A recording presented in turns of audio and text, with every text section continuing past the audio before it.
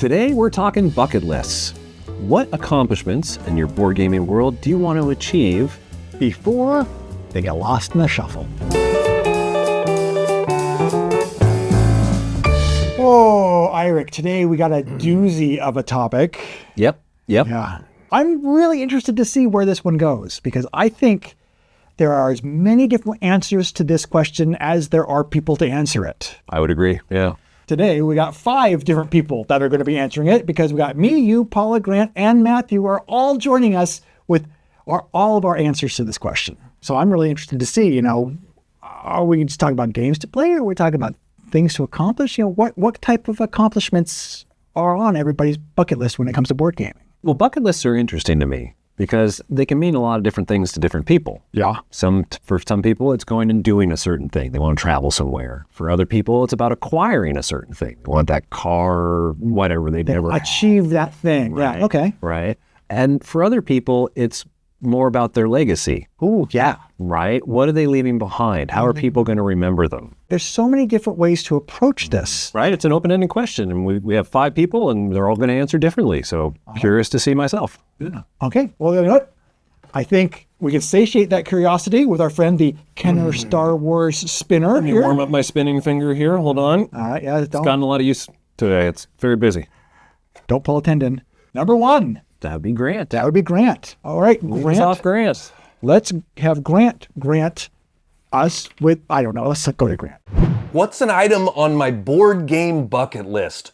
Well, for me personally, it is shooting my board game comedy show as a special and getting that out there as a special. I've been a comedian for a long time. I'm really proud of the albums and the specials that I put out up until this point. And during the pandemic, when I started making content about board games, I also thought it would be a fun thought experience, a fun creative challenge to write a whole show based on one topic, and I did that. I think I was writing it mostly during 2021, 2022, and I've taken the show to a lot of board game conventions, and it has gone over super well. One of my favorite things that happens during the show is when I say something and people punch the person next to them because they're the type of gamer that does that thing. Or when they come up to me after a show and they talk about how relatable the show was to them. And that was why I made the show. I wanted to speak to this community that I love in a way that I feel like I know how to through stand-up. And I have long been wanting to shoot this thing as a special. I'd like to tape it live and then pitch it to some, major networks and outlets and things like that and see if we can get that out there. I just think about, I think a lot of us in the hobby are constantly thinking about how can we grow the hobby? How can we create new gamers? How can we introduce people to the wonderful world of board games? And I think this is one of the ways that I am uniquely qualified to do that, and I need to stop talking about doing it and actually do it. Oh, I really, really appreciate something that Grant said there at the end about just stop talking about it and do it. Oh, man. Way back in another lifetime when the world was new, I was involved very, very much in the self-published comic book scene locally. Mm-hmm. I'd go to conventions for that, and I would go to the comic book shops and sell them direct to the retailers. And every time I was at these comic book conventions, someone would walk in with their portfolio, and they'd open it up, and they'd have all of these neat images and panels and things that they drew, and that's really great, cool. Next year, you'd be at the same convention and they'd walk up with the same portfolio and they'd show you the same pictures, maybe a couple new things. And then the year after that, you always ran into these people that always talked about what they were going to do instead of doing it. Yeah. So what Grant said there really resonated with me. Yeah, right. It's doing the work. Mm-hmm. All the ideas in the world are great, but until the rubber meets the road, right? You're just not going to see the same results. Yeah. So it's really encouraging to, he talks about this next step, what he wants to do. Yeah. But personally, I see him already laying the groundwork and taking the steps towards that final goal. Right. So this is a bucket list conversation, right? And so it's an interesting, another minutia of what defines a bucket list. Is it something you have accomplished? Is it something you are accomplishing and working towards? Yeah. Right? And it can be both. I think a lot of people think of it as, oh, I want to check this off my list. Right. Like, okay. Well, I think yours is a little more concrete. So let's just segue right into what yours is. Perfect. Well, it's pretty straightforward. My bucket list when it comes to board games is to get published. I'm an indie board game designer. I have self-published a game so far. I have several more that I'm working on and have finished. But I wanted to do that indie publishing exposure just to get the feel for it. The proof of concept almost for yourself. Yeah, right. I want to see, okay, can I get 100 copies made and sold? If that's a thing that happens, then it's proof of concept to me, right? And not that I want to take this game and open my own publishing company, but now I feel comfortable going to a publisher and being like, hey, this has some legs to it, right? This has something that stands on something. There's a lot of parts of it, and part of doing that was to be able to have rapport with publishers and understand what's going on in the back end, but also understand what it was like to do the indie publishing route, because it's a very different thing. When you talk about the item on your bucket list is to publish a game, describe for me what does that look like to you? I guess for me that would mean signing a game with a publisher. Okay. So bringing in one of my games prototypes and actually having a publisher be like, this has something. I think we can do something with this. This looks like it fits well in our line, and we'd like to get it signed. In the same vein of the steps that Grant is taking, are there any specific steps that you have continued taking or in the process of taking towards this ultimate goal? Yeah. Now that I kind of have this context around it, what I've been doing is just building up kind of my portfolio, if you will. I have several games now, and I don't intend to self-publish them. What I want to have them do is have them ready to go as prototypes and have sell sheets.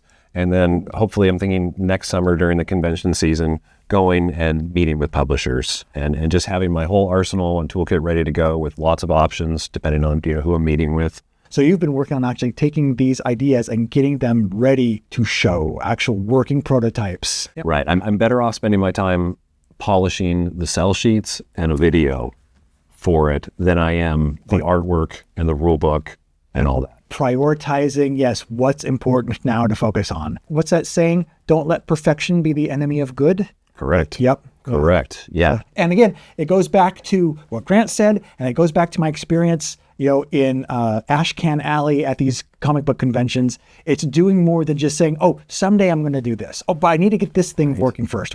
No, it's putting it down, putting the pieces together, and continuing to make those forward steps. Even if they're little ones, they're still steps. But just keep moving in the right direction. It's you're always making progress. That's the point. Not perfection, progress. That's very important. Yeah. Ooh, well now I'm getting fired up. So yeah, let's see who's next to motivate us. It's gonna be Matthew. All right, to the Matthew. I recently did a segment in another video. Hello, I'm Matthew, by the way, and where I talked about board game bucket list items. I had a whole list of things, so I won't belabor this point in case you watch Matthew Answers the Internet. And if you don't, go watch it for the love of. So my main thing on a board game bucket list was one day, possibly, having my own board game room in a house. Now, the barriers to this are owning a house, but to have my own board game room, somewhere I can sit, play games with other humans. I'd have to invite people to my house, which no one wants to do. Go to someone else's house. I've said this before. Go to someone else's house, because then you can just leave. Right? You don't have to, you can just leave. If they're at your house, you have to wait for them to go. And if you're at someone else's house, you can raid their fridge, which is a joy that I have. If I'm in your house, I'm looking in your fridge.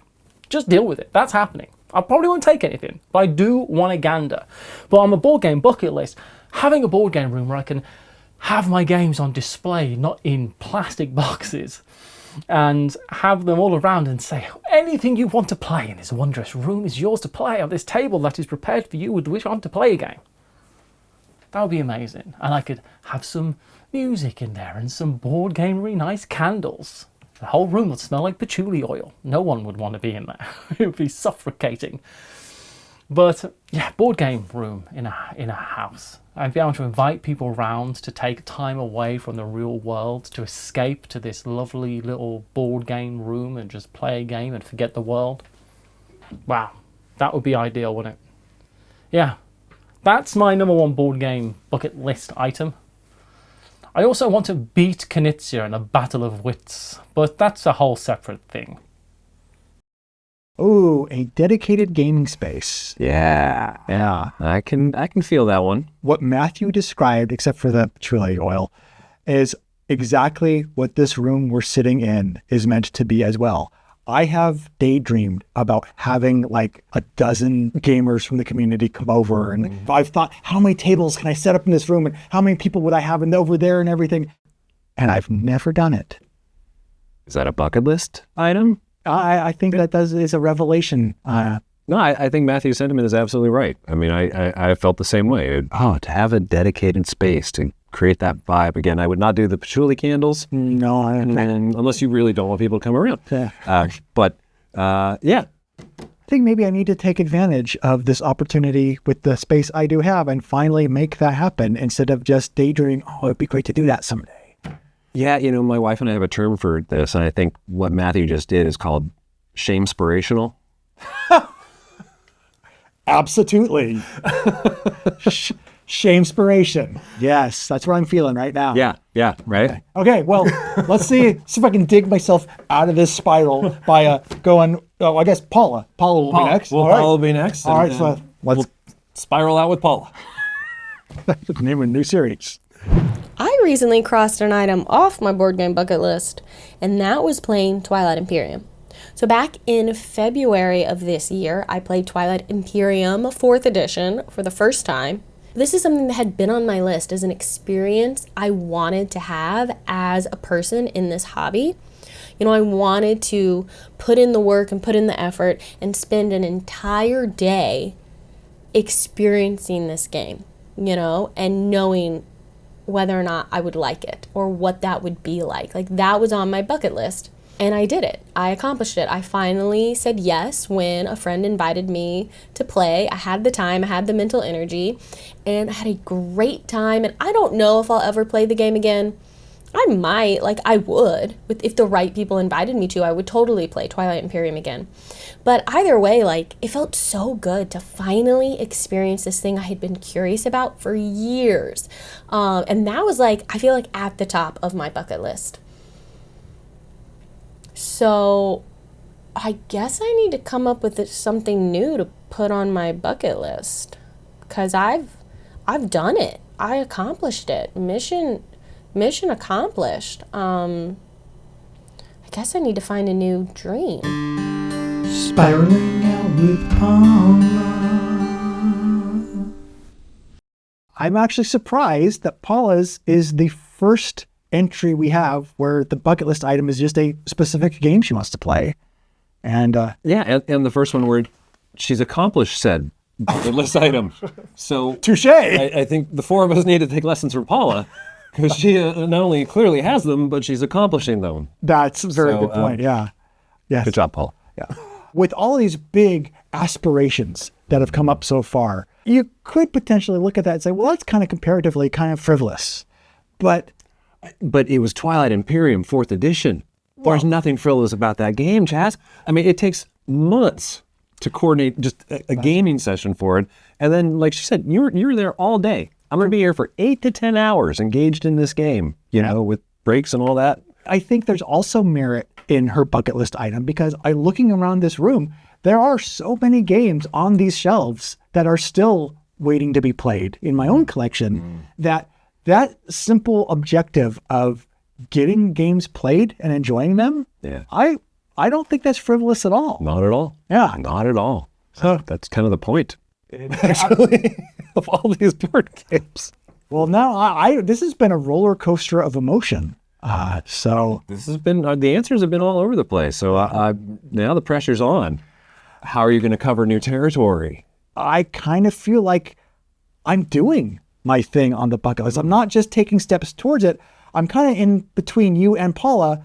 I'm in the process of checking it off in a way. Right? Yeah. I don't know what the ending is. I don't know what I have to accomplish in order for me to feel satisfied that I have accomplished this. Right. What is the metric What is for checking that box? Exactly. At what point do you say, aha? I actually don't know how to answer this one. I know that I'm not there yet. Actually, there's some value in not knowing exactly where it's going because that leaves you open to more possibilities as they arise. I've known people who have been so set on their goal, it's straight and narrow, and that's all they see. They put the blinders on, right? And that's great. If you know exactly what you want, just don't even look at anything else. Go for it. But you miss a lot of stuff along the way, right? There will be those random opportunities or potentials that come up where it's like, I didn't even know this was a thing, but now I'm really curious to follow my whim or my interest and go that way, right? So That's true. I think there's some value in not being too dead set on a specific metric for that. Allowing yourself that latitude to explore a little bit and discover new things along the way. Personally, I believe most things in life, meaning should change over time.